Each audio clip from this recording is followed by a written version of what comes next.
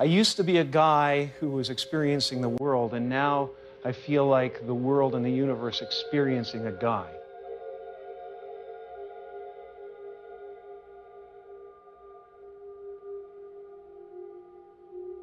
When the curtain goes down at the end of the drama, the hero and the villain step out hand in hand, and the audience applaud both.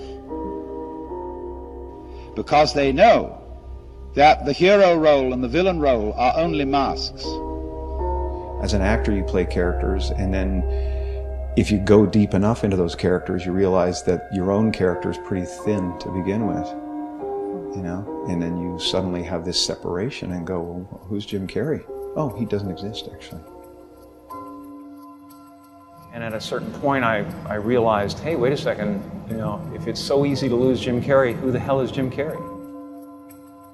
There's just a relative manifestation of consciousness appearing, and then somebody gave him a bunch of ideas. They gave him a name and a religion and a nationality, and he clustered those together into something that's supposed to be a personality. And it doesn't actually exist. And none of that stuff, if you drill down, is real. And so you see behind the stage, too, there is the green room, where after the play is over and before it begins, the masks are taken off. Dressing happens, doing hair happens, interviewing happens, and it happens without me, without the idea of a me.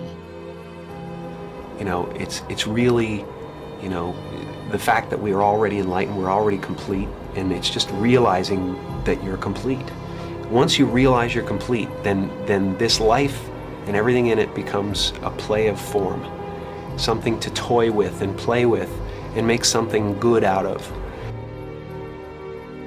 It's what's happening right now inside everybody is they're going, who am I? And they're depressed, you know, a lot of people, because they're trying to hold up an image in the world. And that's what depression is. You know, people go like, oh, Jim's been depressed and stuff. Well, yeah, I was depressed when I was trying to be the Wizard of Oz instead of the sweaty guy behind the curtain. But now I know that Oz is a character, you know.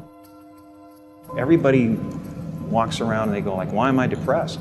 Well, it's because you're trying to be something for the world, you know. And as soon as you let that go, better things happen, because they're just happening.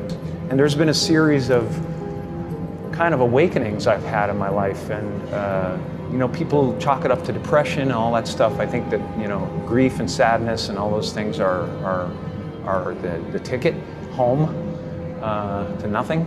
I think that was a part of the process. There's been several other awakenings, and yet still I have a lot of egoic attachments that pull my attention and focus.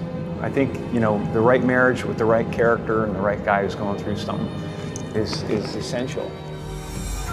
And so that behind the scene, that is to say, in reality, under the surface, you are all the actor. Marvelously skilled in playing many parts and in getting lost in the mazes of your own minds and the entanglements of your own affairs, as if this were the most urgent thing going. But behind the scenes, in the green room, you always have a very tiny sneaking suspicion that you might not be the you that you think you are.